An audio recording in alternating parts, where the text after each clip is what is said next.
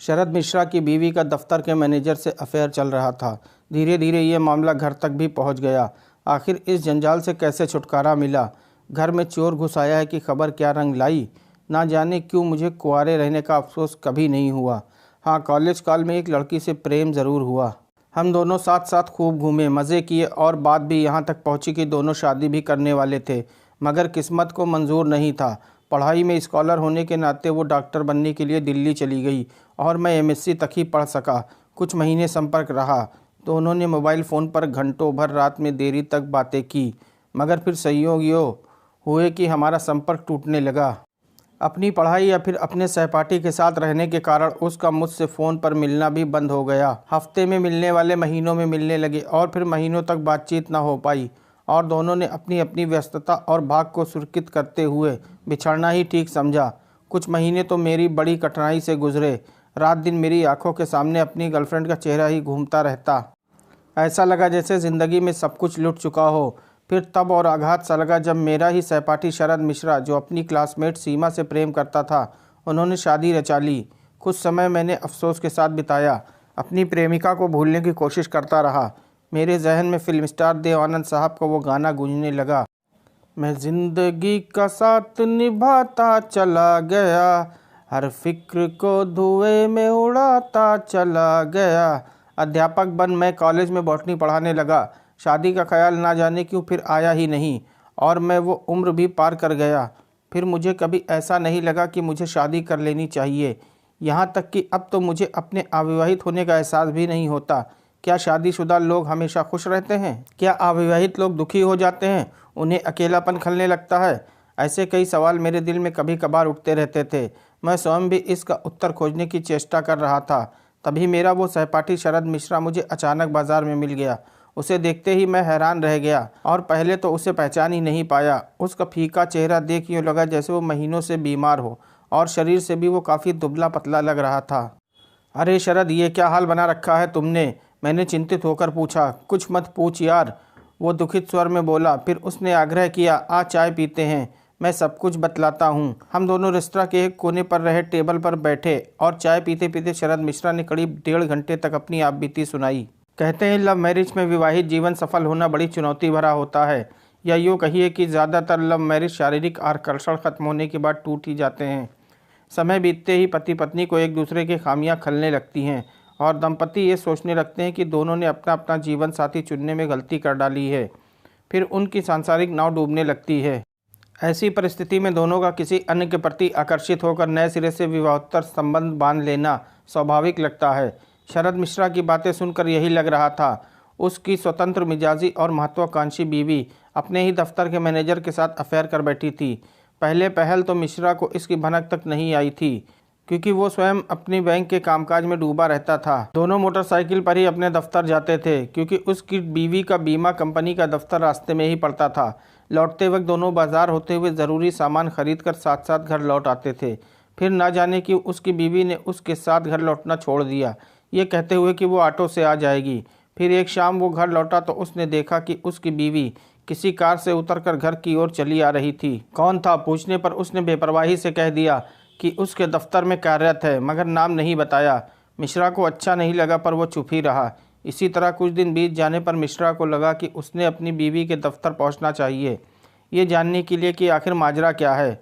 Bank से जल्दी छूटकर जब वो बीवी के दफ्तर पहुंचा तो देखा कि उसकी बीवी दफ्तर में मौजूद नहीं थी। चपरासी ने बड़े मजाकिया अंदाज में उत्तर दिया था कि वह तो उनके साहब के साथ जल्दी ही निकल गई थी।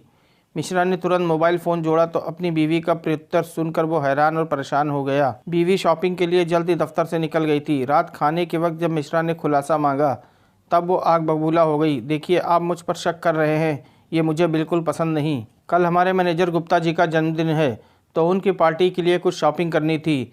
अगले रोज़ फिर खाना खाते वक्त अचानक मिश्रा की नज़र बीवी की उंगली पर पड़ी, जिसमें एक नई सोने की अंगूठी दिखाई दी। ये अंगूठी हक्का बक्का सा उसे देखता रह गया। हम लोग गुप्ता जी की बर्थडे गिफ्ट लेने सुनार की दुकान पर गए थे। तब उनकी सोने की चैन लेते वक्त मुझे भी ये अंगूठी पसंद आ गई तो मैंने भी खरीद ली, बीवी ने सफाई दी। ये सुन मिश्रा सुन रह गया। कहते हैं दो बातें व्यक्ति कभी नहीं छुपा सकता, एक यदि वो नशे में हो और दूसरा वो प्रेम में हो। फिर अफेयर वाली बात कहाँ छिपती है।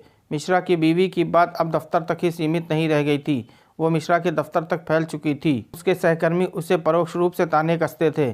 कई लोग तो उसे दयनीय नज़रिए से देखते थे। फिर तो उसकी बीवी के अपने मैनेजर गुप्ता के साथ संबंध इतने आगे बढ़ गए कि वो मिश्रा की अनुपस्थिति में उसे घर तक ले आई। ये रहस्य उसे तब पता चला जब उनके निवास आशीर्वाद अपार्टमेंट के चौकीदार कमलेश ने उसे बताया। फिर क्या था, उसने कमलेश को पैसे देकर अपना जासूस बना लिया, जो अक्सर उसकी गैरहाजिरी में उसकी बीवी जब भी अपने मैनेजर गुप्ता के साथ आती वो उसे खबर कर देता था। मगर इससे क्या, उसमें इतनी हिम्मत तो थी नहीं कि अपनी बीवी को रंगे हाथ पराए मर्द के साथ पकड़ ले और पुलिस के हवाले कर दे। वो मन महसूस कर बैठ जाता। मिश्रा बेबस, मजबूर, निराश और दुखी था। उसकी दास्तान सुनकर मेरा भी दिल दहल गया। उसकी बीवी पर इतना गुस्सा आया कि सोचा उसे रंगे हाथ उस बदमाश मैनेजर के साथ पकड़कर उसकी पिटाई कर दूं और मैनेजर को जेल भिजवा दूं। शादी ना करने का अपना निर्णय मुझे ठीक लगने लगा। तभी मिश्रा के मोबाइल फ़ोन की घंटी बजी। उसने फ़ोन पर बात की। उस फीके चेहरे पर चिंता की रेखाएं स्पष्ट होने लगीं। उसने कुछ देर बातें सुनी, फिर असहाय से स्वर में इतना ही कहा, ठीक है, मैं अभी आता हूँ। उसने अपना मोबाइल फ़ोन मेज़ पर रखा और बोला, बीवी घर पर आ चुकी है, उसी मैनेजर के साथ। चौकीदार कमलेश ने बताया।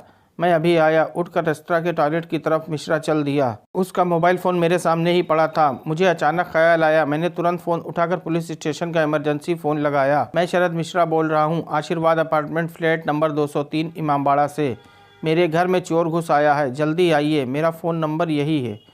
मैंने फ़ोन रख दिया। मिश्रा टॉयलेट से बाहर आया, तब तक मैंने अपना काम कर डाला था। रेस्तरां से बाहर निकलते ही मैंने सहानुभूति से उसके कंधे पर हाथ रखा और ढांढस बंधाया। चिंता मत करो, वक्त रहते सब ठीक हो जाएगा। मिश्रा अपनी बाइक पर सवार होकर चल दिया।